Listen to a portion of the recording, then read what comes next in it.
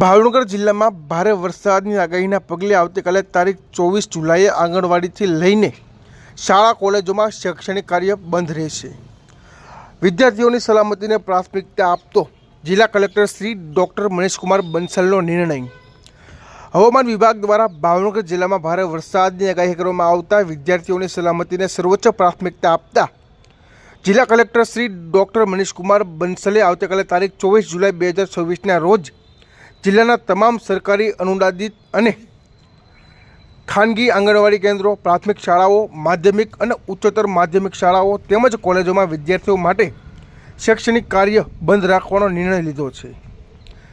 ભાવનગર જિલ્લાની તમામ શૈક્ષણિક સંસ્થાઓમાં વિદ્યાર્થીઓ માટે શૈક્ષણિક કાર્ય સંપૂર્ણપણે બંધ રહેશે। જોકે શાળા કોલેજના આચાર્યો, શિક્ષકો અને અન્ય કર્મચારીઓને નિયમિત સમયસર હાજર રહી જરૂરી વહીવટી કામગીરી બજાવવાની રહેશે।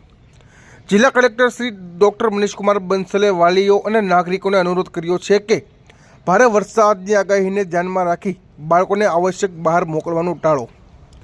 તેમજ હવામાન વિભાગ અને જિલ્લા વહીવટીતંત્ર દ્વારા સમયાંતરે આપવામાં આવતી સૂચનાઓનું પાલન કરે તથા સિઝનમાં જરૂરી સાવચેતી રાખે તે જરૂરી છે।